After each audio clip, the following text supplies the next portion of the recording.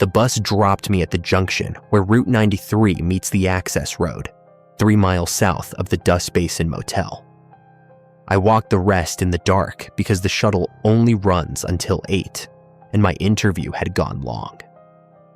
The owner, a woman named Carla Vance, had spent 40 minutes asking about my work history and 10 seconds explaining the job. Night clerk, 11 p.m. to 7 a.m., 5 nights a week. $400, cash every Friday. I would sleep in the back office on a cot between shift if I wanted. She said most clerks wanted. I needed the money. That was the whole of it. I owed $11,000 to a hospital in Reno for my mother's last month, and the collection agency had started calling twice a day. Carla didn't ask for references. She didn't run a background check. She handed me a key to the office, a key to the supply closet, and a third key she said I wouldn't need unless I stayed past October. The motel was a single-story L shape, 14 rooms plus the office, with a gravel lot that could hold maybe 20 cars. The nearest town was Alamo, 19 miles north. The nearest anything else was the desert, which started at the edge of the lot and continued in every direction until it hit mountains I couldn't see in the dark. Carla showed me the office. There was a counter with a register, a wall of key hooks numbered 1 through 14, a radio on a shelf, a mini fridge, and a door to the back room where the cot waited. The guest book sat on the counter, a leather-bound ledger that looked older than the building.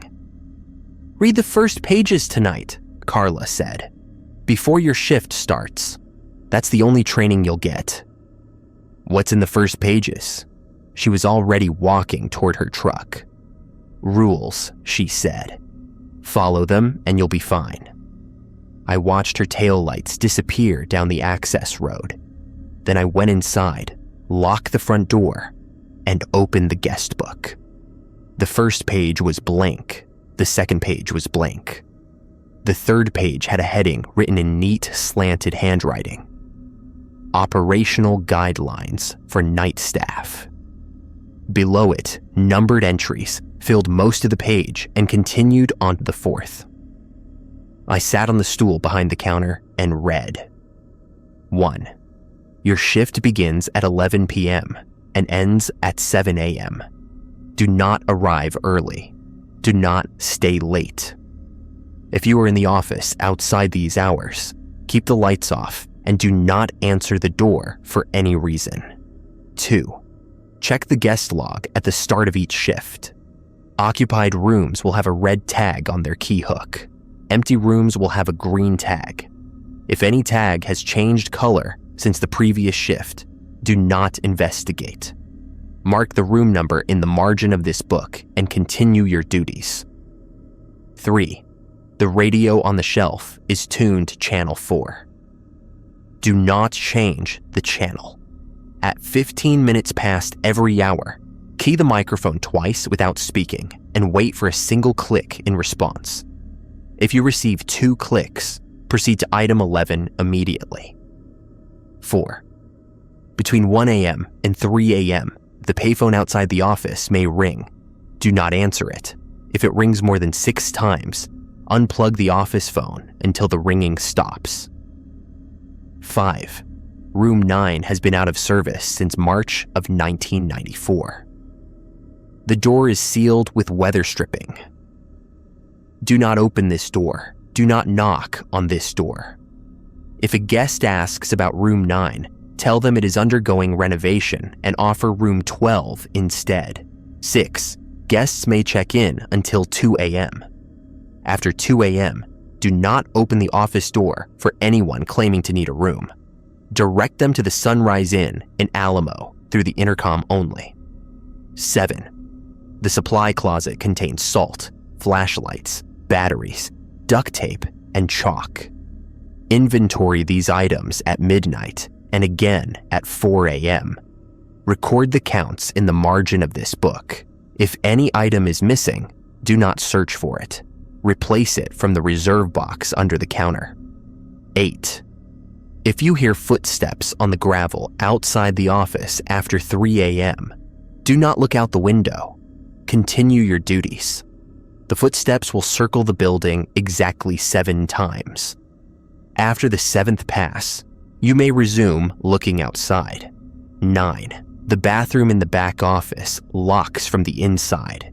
Use it only between 11 p.m. and midnight, or between 5 a.m. and 7 a.m. During other hours, wait. 10. A guest may come to the office asking to use the phone. Check their room key against the log. If the key matches, allow them to use the phone for no more than 3 minutes. If the key does not match, or if they have no key, refuse politely and return to the counter. 11. If the radio produces 2 clicks at the 15-minute check, turn off all lights in the office except the lamp behind the counter. Draw the blinds on every window. Do not open the front door for any reason until you receive a single click at the next check. 12. Guests sometimes report strange noises from empty rooms. Acknowledge their concern and assure them you will investigate. Do not investigate. Log the report in this book with the time and room number. 13. If you see a vehicle in the parking lot that was not there at your last visual check and no one has checked in, flash the exterior lot lights 3 times. If the vehicle is still present after 5 minutes, do not approach it. Call the number written on the inside back cover of this book and say only the phrase unregistered vehicle at lot position, followed by the approximate location. 14. Do not read past page 12 of this book unless instructed by Carla, or by a radio message using the phrase consult extended protocols. I read the rules 3 times, then I checked the clock. 10:47. I had 13 minutes before my shift officially started. I inventoried the supply closet. 4 boxes of salt, each about 2 pounds. 12 flashlights, all working. 48 batteries in mixed sizes. 3 rolls of duct tape. 1 box of white chalk containing 11 sticks. The back room had a cot, a small table, a lamp, and the bathroom with its interior lock. I tested the lock. It worked. At 10:59, I returned to the front counter, sat on the stool, and waited for the clock to change. My first night was quiet. The radio check at 11:15 produced a single click. I marked it in the margin, 11:15, 1 click. The guest log showed 3 occupied rooms, 4, 7, and 12, all with red tags on their hooks. I walked to the window and counted 3 cars in the lot, each parked in front of its corresponding room.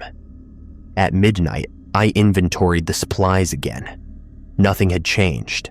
I wrote the counts in the margin: salt 4, flashlights 12, batteries 48, tape 3, chalk 11. The payphone did not ring. No one came to the door. I heard footsteps on the gravel at 3:22 a.m., faint but distinct, and I kept my eyes on the counter. I counted the passes by sound alone. 1, 2, 3. The gravel crunched in a slow, deliberate rhythm, like someone pacing. 4, 5, 6, 7. The sound stopped. I waited another full minute before looking out the window. The lot was empty except for the 3 guest cars. Nothing moved. At 4 a.m., I inventoried again. Salt 4, flashlights 12, batteries 48, tape 3, chalk 11. Everything matched. Dawn came gray and pale around 6:30. At 6:55, a pickup truck pulled into the lot and parked by the office door. A man in a denim jacket got out and walked inside without knocking. He was maybe 50, weathered, with a name patch on his chest that said DL. Vance sent me for the handoff. he said. You the new one? Marcus, I said. Started last night. Dell walked behind the counter and scanned the margins of the guest book. He nodded at my entries. Good counts, good checks. You read the rules. 3 times. Read them again tonight. You'll be here a while. I didn't ask what he meant. I grabbed my bag from the back room and walked out to the lot.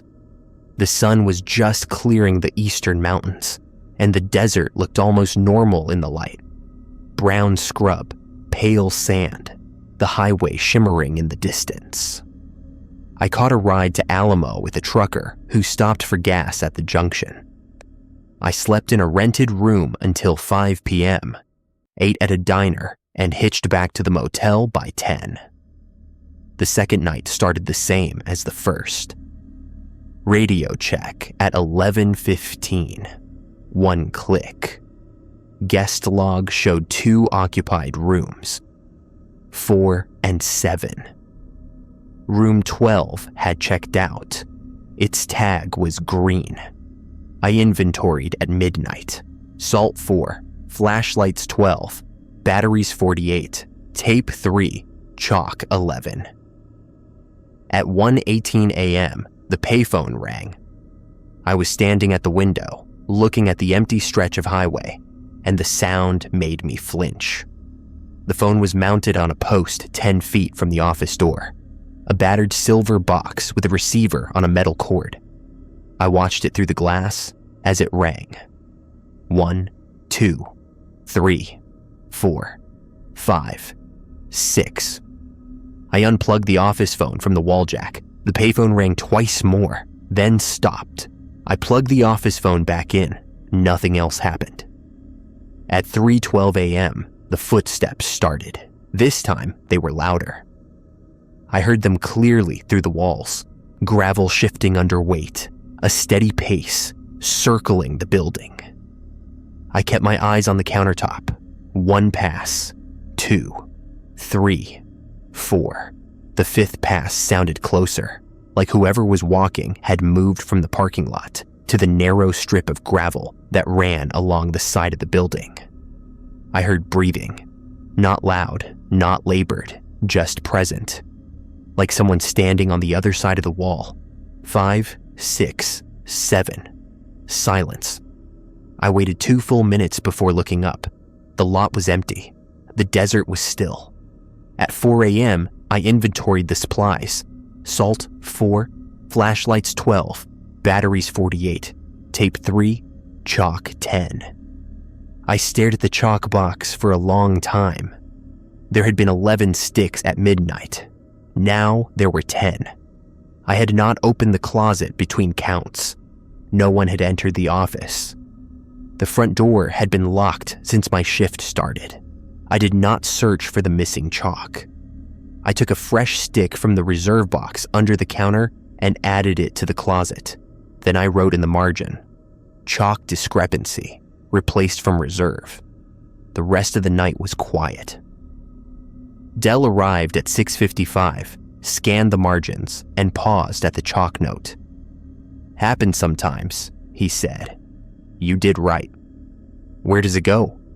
Dell shrugged. Doesn't matter. You replaced it. That's the job. I slept in the back room that day instead of hitching to Alamo. The cot was narrow but clean.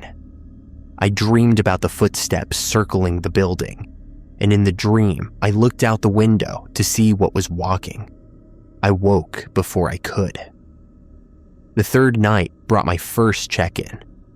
A couple arrived at 12:40 a.m. in a white sedan with Arizona plates. The man was young, maybe mid-20s, with a sunburn across his nose. The woman was pregnant, 7 or 8 months along, and she looked exhausted. We need a room, the man said. Just for the night. I checked the log. Rooms 3, 6, 8, 10, 11, 13, and 14 were available. Room 9 was sealed. Rooms 4 and 7 had red tags. $45 cash, I said. Checkouts at 11 a.m. They paid. I gave them the key to room 6. The man signed the guest book, David Muller, Phoenix, AZ, and they walked to their room. I watched them go, then returned to the counter. At 1:15, the radio check produced a single click. At 2:03 a.m., the man from room 6 knocked on the office door. I checked the clock. It was past 2. I walked to the door but did not open it. "Can I help you?" "My wife needs the bathroom," he said through the glass. "Ours isn't working." "I'm sorry, sir. The office bathroom isn't available for guest use. I can send someone to check your room in the morning." "It's an emergency. She's pregnant." I stood there for a long moment, staring at the door. The rule was clear. After 2 a.m., do not open the office door for anyone claiming to need a room. But he wasn't claiming to need a room. He had a room. He was a registered guest. The man pressed his face closer to the glass. His eyes looked wrong, too wide, too still, like he wasn't blinking. "Please," he said. "She really needs help." I checked his key against a log through the window. Room 6, the key matched, but something was off. The man who had checked in had a sunburn across his nose. This man's face was pale, smooth, like he'd never seen the sun. "I'm sorry," I said. "Office hours are 7 a.m. to 11 p.m. I can leave a note for the morning clerk." The man stared at me. Then he smiled, turned, and walked back toward the parking lot. I watched him until he disappeared past the edge of the building. I did not see him enter room 6. At 6:58 a.m., Dell arrived. Anything unusual? I told him about the man from room 6. Dell's expression didn't change, but he walked to the window and looked at the lot. White sedan, still there. I checked. The car was gone. The parking space in front of room 6 was empty. Dell walked to room 6 and opened the door with the master key. I followed at a distance. The room was empty. Bed made, towels untouched. No sign that anyone had ever been inside. "They paid cash," I said. "They signed in." Dell flipped to the guest book entry.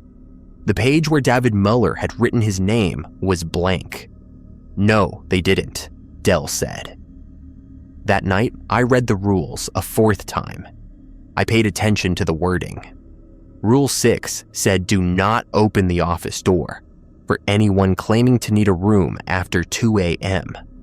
The man had claimed to need the bathroom, not a room. But the rule was about opening the door. Any opening, any claim. I wrote a note in the margin. Rule 6 applies to all door opening requests after 2 a.m., regardless of stated purpose. Dell found the note the next morning and nodded. "You're learning," he said. "Keep going." On my 7th night, Carla came by at 11:30. She didn't come inside. She stood at the window and spoke through the intercom. "Dell says you're catching on. That's good. Most don't last a week." "What happened to the last clerk?" Carla was quiet for a moment. "He opened room 9. "Why?" "Guest said she heard a child crying inside. He wanted to help." "What happened to him?" "Nothing," Carla said. "He finished his shift, collected his pay, drove out to Alamo, never arrived." She handed me a folded sheet of paper through the mail slot. "Amendments," she said. "Read them, follow them." Then she got in her truck and left. I unfolded the paper at the counter. The handwriting was the same as the rules in the guest book. Neat, slanted, precise. Amendments to operational guidelines, effective immediately. 1. If a guest approaches the office after 2 a.m., do not engage in conversation. State that the office is closed and return to the counter. Do not answer questions. Do not acknowledge personal details they may share about you. 2. The footsteps that circle the building after 3 a.m. may pause at the corners. If the count stops at any number other than 7, remain silent and still for exactly 4 minutes. Then resume counting from 1. 3. If the payphone rings more than 12 times in a single night, draw a chalk line across the threshold of the office door before unplugging the phone. Do not cross this line until daylight. 4. The reserve box under the counter should contain exactly 6 replacement items: 2 salt boxes, 2 flashlight batteries, 1 roll of tape, and 1 chalk stick. If any item is missing from the reserve when you check, do not use the supply closet until the following night. 5. If you see someone standing in the parking lot who does not move toward a room or the office within 3 minutes, flash the lot lights twice and close the blinds. Do not watch them through gaps in the blinds. 6. Effective September 1st, Room 12 is also out of service. Offer Room 13 instead. I reread the amendments. Room 12 had been available when I started. The couple from Phoenix, or whatever they were, had initially asked for it. I walked to Room 12 and stood outside the door. The weather stripping was fresh, applied recently, the same kind that sealed Room 9. I pressed my ear to the wood. Silence. Then, faintly, something that might have been breathing. I returned to the office and did not go near Room 12 again. The 9th night was when I first heard my mother's voice. It came from the payphone at 1:47 a.m. The phone rang once, which wasn't enough to trigger the rule, and then stopped. A moment later, I heard someone speaking outside, not on the phone, just speaking into the air. "Marcus, are you in there?" My mother had been dead for 3 months. She had died in a hospital bed in Reno with tubes in her arms and a machine breathing for her. I had held her hand at the end. "Marcus, honey, I'm cold. Can you let me in?" I did not move. I did not look at the window. "They said you work here now. I came to see you. I'm so proud of you getting a job." Her voice was perfect. The cadence, the softness, the way she said honey like it had 2 syllables. "Please, Marcus, it's so cold out here." I kept my eyes on the counter. I counted the seconds. 100, 200, 300. At 4 minutes, the voice stopped. At 4:15, the radio produced a single click. I checked the margin and realized I had written nothing during those 4 minutes. I couldn't remember if I had been breathing. The next morning, I asked Dell about voices. "They learn things," he said. "Don't know how, don't matter. You don't answer, you don't look, you don't open. That's the whole job." "What are they?" Dell looked at me for a long time. His eyes were tired. "I've been doing this for 18 years, he said. "I don't know, never seen one, never want to." "But you've heard them." "Everyone hears them. The trick is not listening." On my 12th night, I trained a replacement. His name was Cody, a kid from Caliente who needed money for trade school. Carla had sent him without warning. He just showed up at 11 with a note saying, "Observe only. No solo shifts until cleared." I walked him through the basics: radio checks, inventory, the guestbook. He read the rules twice and laughed at the third one. "You actually key the mic every hour?" "Every 15 minutes past every hour." "And someone responds?" "Something responds." He stopped laughing. At midnight, I showed him the inventory process. Salt 4, flashlights 12, batteries 46, tape 3, chalk 11. I had replaced 2 batteries earlier in the week, and the counts had held. At 1:11 a.m., the payphone rang. Cody moved toward the door. Don't, I said. What if it's a guest? It's not. The phone rang 4 times and stopped. At 2:30 a.m., someone knocked on the office door. Hello? A woman's voice, thin and tired. Is anyone there? Cody stood up. I grabbed his arm. Don't open it, I said. Don't even answer. She sounds scared.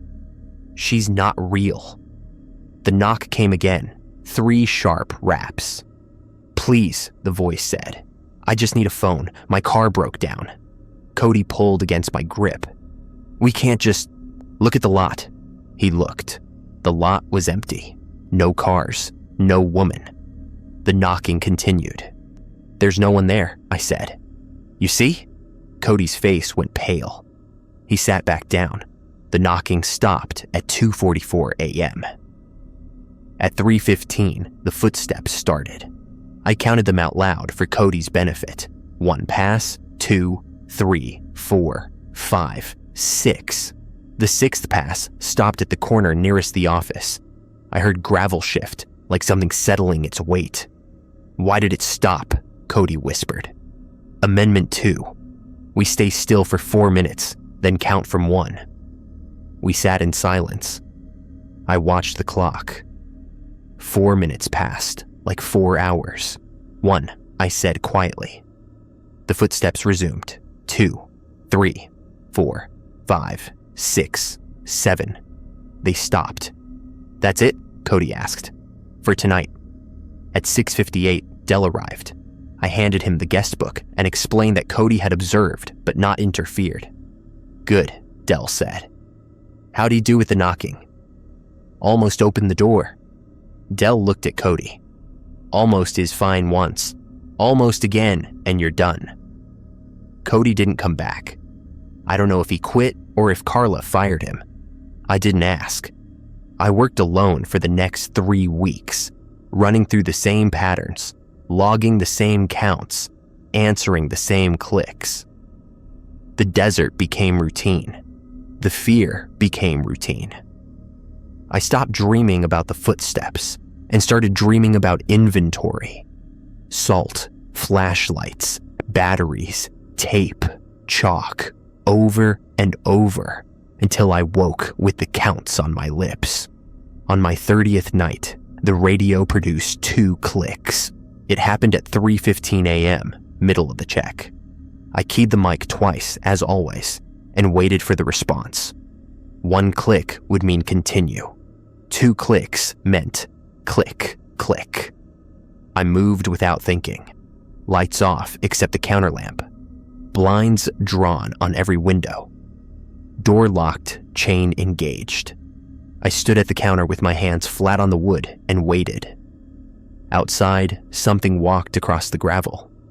Not circling, not pacing. Walking directly toward the office. The footsteps stopped at the door. I heard breathing again, louder this time, like someone pressing their mouth to the gap between the door and the frame. Marcus. My mother's voice. I know you can hear me. Please open the door. I've come such a long way. I did not move. The rules don't apply to me, honey. I'm your mother. Don't you want to see me? I kept my hands on the counter. Marcus, look at me. Just look. I'm standing right here. I closed my eyes. Marcus. The voice changed. It was still my mother's pitch, my mother's cadence, but underneath it was something else. A vibration, a harmonic, like 2 sounds layered on top of each other. Open the door, Marcus. Open it now. Open the door and let me in. The wood shook. The chain rattled. I felt the counter vibrate under my palms. Then silence. I stood there for 47 minutes until the radio crackled and produced a single click. I opened the blinds. The lot was empty. The door was intact. The chain was still in place. I wrote in the margin, 2 clicks at 3:15 a.m., full protocol. Resolved at 4:02 a.m., Dell found the note in the morning. You did good, he said. Most people answer by the 3rd time. 3rd time? It keeps track, tests you, gets louder each time until you break or it gives up. How many times does it take? Dell shrugged. Records 11. Woman named Petra worked here back in '02. By the end, she was screaming the counter-response codes to drown it out. Did she make it? Made it through the night, quit the next morning, drove to Vegas and never came back. I took a breath. What happens if you open the door? Dell didn't answer. He just looked at me, and I understood that no one who had opened the door had ever been able to explain what happened next. On my 40th night, the emergency protocols activated. A storm rolled in around 1 a.m. Not rain, just wind and sand, a wall of brown that turned the parking lot into a blur. The power flickered at 1:14 and died completely at 1:22. The office went dark except for the emergency light over the back room door. I grabbed a flashlight and checked the radio. Dead. No power, no signal. The guestbook was on the counter. I flipped past the rules, past the amendments, to page 12. Below the final amendment was a line in red ink. In case of extended power loss, consult pages 13 and 15. I turned the page. Emergency protocols, power failure, communication loss. 1. If power fails and cannot be restored within 15 minutes, light 3 candles, 1 at the front door, 1 at the back room door, and 1 at the supply closet. Position them exactly 2 feet from each threshold. Do not let them go out. 2. During power failure, do not attempt radio contact. The signal may reach the wrong receiver. 3. If the backup generator does not activate within 30 minutes, retrieve the emergency kit from the supply closet. The kit contains flares, a hand crank radio, and a laminated sheet of call signs. Use only the call signs listed. Do not improvise. 4. During extended blackout, footsteps may begin before 3 a.m. and may not stop at 7. If the circuit exceeds 7 passes, do not count. Focus on the candles. The counting will try to draw your attention outward. 5. If any guest knocks on the office door during a blackout, do not respond verbally. Slide the laminated response card under the door. The card will explain that assistance is unavailable until power is restored. Do not open the door to retrieve the card. I found the candles in the emergency kit and lit them, placing each one exactly 2 feet from its assigned threshold. The flames were small and yellow in the darkness. At 1:45 a.m., the footsteps began. They didn't start at the parking lot this time. They started at the back of the building, where the desert met the gravel, and they moved slowly around the perimeter. I heard them through the walls. A steady crunch, crunch, crunch that seemed to come from all directions at once. I did not count. I focused on the candles. The one at the front door flickered. I shielded it with my hand until the flame steadied. The footsteps continued. 1 pass, 2, 3. I caught myself counting and stopped. Focus on the candles. Focus on the light. At 2:12 a.m., someone knocked on the back room door. Not the front door. The back room door, which led only to the bathroom and the cot. Marcus. A voice I didn't recognize. Male, middle-aged, slightly hoarse. I need you to let me out. I did not move. I've been in here for a long time, Marcus. The door is stuck. Can you open it from your side? The back room door was not stuck. I had checked it at 11. It opened outward, into the office, and there was no lock on the office side. Please, Marcus, I can hear you breathing. I know you're there. I kept my eyes on the candles. I'm scared, Marcus. I don't want to be alone. The candle at the back room door flickered. The flame dipped low, almost horizontal, like something was blowing on it from the other side. I cupped my hands around it. The flame steadied. "Let me out!" The door rattled in its frame. I heard the hinges creak.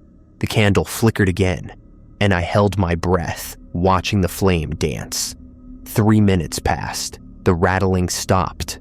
The voice stopped. The storm ended at 4:17 a.m.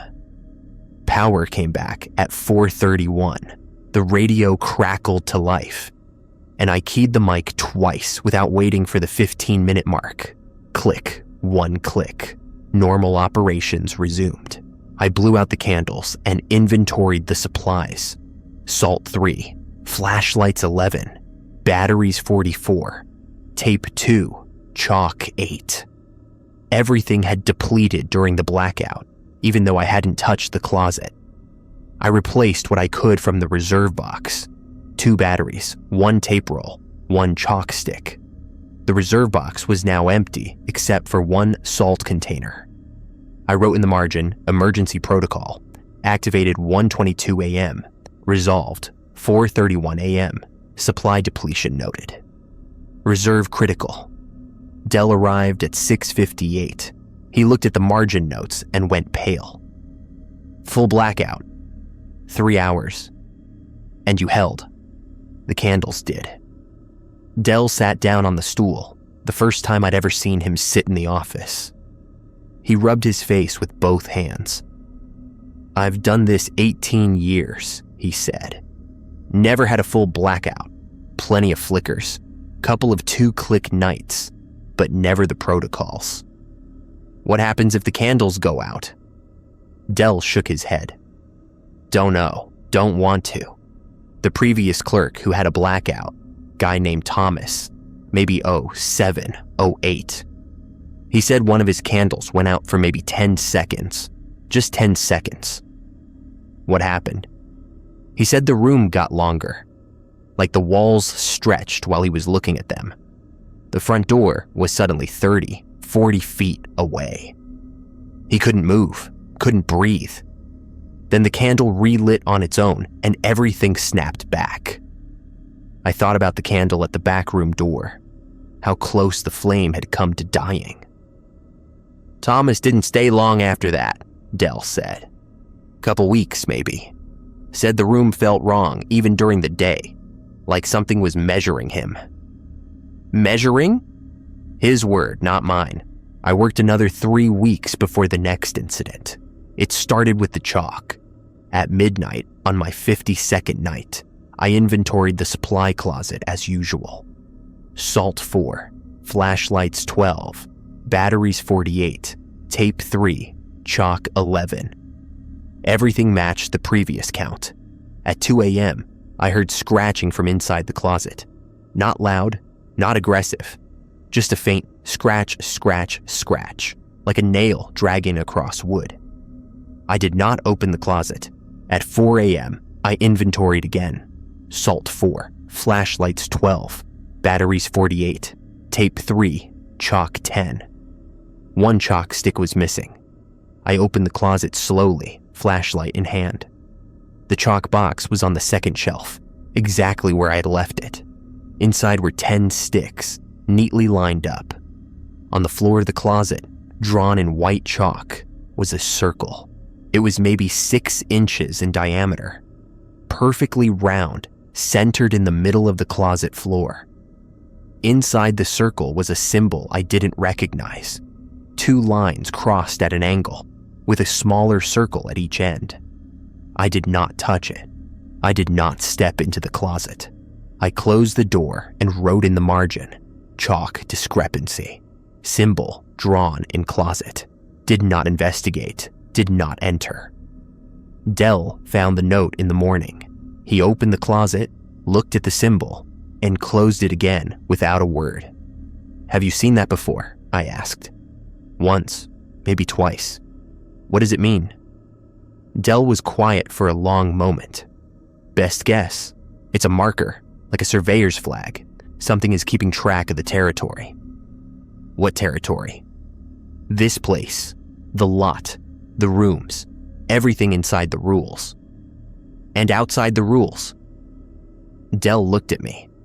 There is no outside the rules. That's the point. The rules are the only thing keeping the territory stable. You follow them, the lines hold. You break them, the lines move. Move where? Inward, Dell said. Always inward. On my 59th night, I found the previous clerk's notes. They were hidden behind the cot in the back room, tucked into a gap between the wall and the baseboard. A spiral notebook, water-stained and worn, with a name written on the front. Peter Vance, Carla's husband, or son, or brother. I didn't know, and I didn't ask. I read the notebook during my shift, between radio checks and inventory counts. Peter had worked the night shift for almost 2 years, starting in March of 1992. His notes were thorough, clinical, obsessive. Room 9 sealed after incident on 3/14/94. Guest reported child crying inside. I investigated. Door was unlocked. Room was empty except for a pile of clothes on the bed, children's clothes. I closed the door and called Carla. She said to seal it and never open it again. Something wrong with the footsteps. Used to be 5 passes, now 7. Carla says the count increased after Thomas left. Maybe they're getting stronger. Maybe the territory is expanding. Don't know. Don't want to find out. Payphone rang 41 times last night. I stopped counting after the first 12. By the end, I could hear a voice in the static. Not words, just rhythm. Like it was trying to form sounds but couldn't remember how. The radio gave 3 clicks tonight. 3. The rules only cover 1 or 2. I did the 2-click protocol anyway.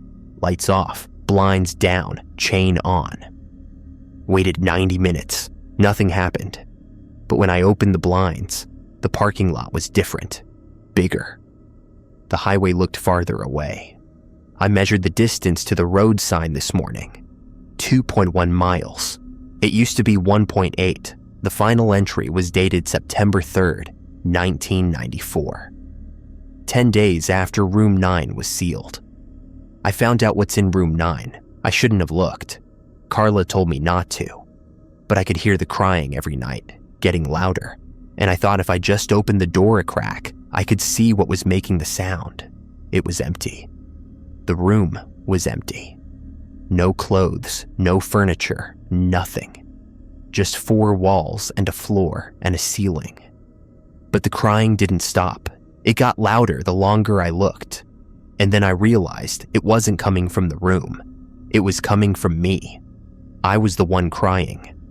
I had been crying for minutes, maybe hours. And I didn't know it. The tears were running down my face and I couldn't stop. I couldn't close my mouth. I couldn't look away. Carla found me at 7 a.m. I don't know how long I stood there. She said the door was already closed when she arrived. She said I was standing in the office, staring at the wall, and I wouldn't respond when she called my name. I'm leaving tomorrow. I can't do this anymore. The territory is getting smaller. The rules aren't enough.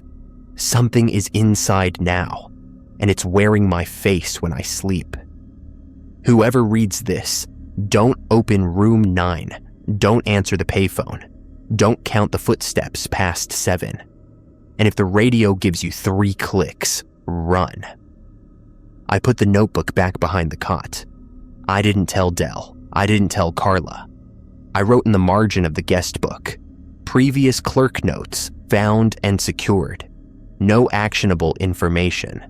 But I started paying attention to the distances. The road sign was 2.1 miles away when I started. I measured it with the odometer on Dell's truck during a supply run. A week later, it was 2.3 miles. A month later, 2.7. The parking lot seemed the same size, but the walk from the office to room 14 took longer. 42 steps when I started. 47 by my 60th night. 53 by my 70th. The The territory was shrinking. Or we were getting farther from everything else. I couldn't tell which. On my 72nd night, I got 3 clicks. The radio crackled at 2:15 a.m. I keyed the mic twice, waited, and heard it. Click, click, click. 3. I stood there for a moment, frozen. The rules didn't cover 3 clicks. The amendments didn't cover it. The emergency protocols didn't either. Peter's notebook said, run. I didn't run. I did the 2-click protocol. Lights off, blinds drawn, chain engaged, and waited. The footsteps started at 2:19. Not from the parking lot, not from the desert. They started from inside the building. I heard them in the hallway outside the office door. Heavy, deliberate steps, like someone walking in boots. They moved down the hall, past room 1, past room 2, past room 3. Then they stopped. Marcus. The voice came from the hallway. Not my mother's voice. Not anyone I recognized. Just a voice, flat and calm. We need to discuss your performance. I said nothing. You've been very diligent, very careful. We appreciate that. But there's been a discrepancy in the inventory. The footsteps resumed, closer now. Right outside the office door. You've been counting the chalk. That's good, but you missed something. I heard the door handle turn. The chain held. You missed the fact that the chalk isn't for counting. A pause. It's for drawing. I grabbed the emergency kit and pulled out a chalk stick. I didn't know what I was doing, but I drew a circle on the floor around the counter. Clumsy, uneven, but complete. Then I drew another circle inside the first one. Then another. That won't help, the voice said. You're using it wrong. The door shook. The chain rattled. I heard wood cracking. I kept drawing. Circle after circle, each one smaller than the last, until I was standing in the center of a spiral. The cracking stopped. Interesting, the voice said. Then silence. I stood in the spiral until 6:58 a.m. when Dell arrived and found me sitting cross-legged in the middle of a chalk labyrinth. What happened? I told him. 3 clicks. The voice. The door. He looked at the chalk on the floor and didn't touch it. You drew this. I didn't know what else to do. Dell nodded slowly. Peter used to draw these. Said they bought time. Didn't know if they worked or just made him feel better. They work tonight. Maybe. Dell helped me up, careful not to smudge the chalk. Carla's going to want to talk to you. Carla arrived at 9 a.m., 3 hours after my shift ended. I was supposed to be sleeping, but I couldn't. I sat in the back room and waited. She looked at the chalk spiral, then at me. Peter drew these. I know, I found his notebook.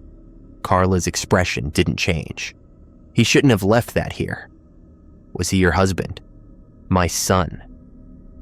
She sat down on the cot, looking older than she had before. He worked here for 2 years, longest anyone has lasted. He thought he could figure it out, the rules, the territory, all of it. He thought if he just understood enough, he could make it stop. Did he? No, he just got deeper, drew the spirals, counted the distances, measured the chalk. By the end, he wasn't sleeping. He was just watching all the time, trying to catch it in the act. Catch what? Carla was quiet for a long moment. This place isn't a motel, she said finally. Not anymore. It was once. My father built it in 1962. Normal roadside stop, nothing special. Then something moved in, or maybe it was always here, and we just built on top of it. What is it? I don't know. Peter called it the territory, said it wasn't a thing exactly. More like a pressure, a weight that pushes on reality from the other side. The rules are the only thing keeping it from coming through. And when people break the rules, it gets stronger. The pressure increases. The territory shrinks. She looked at me. You've noticed the distances. I nodded. It's been shrinking for 30 years. When my father ran the place, you could walk to the highway in 10 minutes. Now it's almost an hour. The rooms are getting farther apart. The desert is getting closer. Eventually, there won't be anywhere left that's safe. Then why stay? Carla stood up and walked to the door. Because if we leave, there's no one to follow the rules. And if no one follows the rules, it all comes through. She handed me an envelope. Inside was $400 in 20s. Your pay for the week. There's a bonus in there for the 3-click night. I'm not quitting. Carla looked at me for a long time. Most people would. I owe $11,000 to a hospital in Reno. I'm not going anywhere. For the first time since I'd met her, Carla smiled. Good, she said, because I need you to train your replacement. His name was Aaron, a retired firefighter from Henderson who answered an ad online. He was 62, calm, and didn't ask questions. I trained him the same way I'd trained Cody. Radio checks, inventory counts, guestbook protocols. But this time, I added Peter's notebook. I added the spirals. I added everything I had learned in 72 nights that the official rules didn't cover. The rules are the minimum, I told him. The absolute minimum. If something isn't covered, you make a judgment call and you survive. That's all. What if I make the wrong call? You won't know until morning. Aaron's first solo night was quiet. His second night, the payphone rang 14 times. His third night, the footsteps circled 11 times before stopping. He handled all of it without breaking protocol. On his fourth night, I stayed in the back room to observe. At 3:11 a.m., someone knocked on the office door. Aaron stayed at the counter. He didn't look up.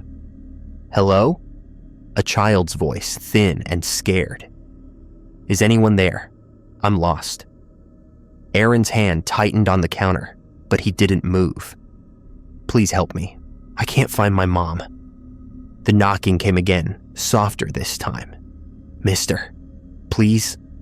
Aaron closed his eyes. I could see his lips moving, counting silently. The knocking stopped at 3:18. Aaron opened his eyes and checked the margin clock. 7 minutes, he said. Peter's notebook said they usually give up after 5. It's testing you, seeing how long you'll hold. How long did you hold? 47 minutes, the night with the 2 clicks. Aaron nodded slowly. I can do 47 minutes. I stayed 1 more week to make sure Aaron was ready. Then I collected my final pay, packed my bag, and walked to the junction to catch the morning bus. Dell met me at the edge of the parking lot. You did good work, he said. Better than most. Will the rules hold? They always have. For how long? Dell looked back at the motel, at the L-shaped building with its sealed rooms and flickering lot lights. Long enough, he said. That's all we can ask. I caught the bus to Alamo, then another to Reno. I paid off the hospital debt with the money I had saved. I found an apartment, a normal job, a normal life.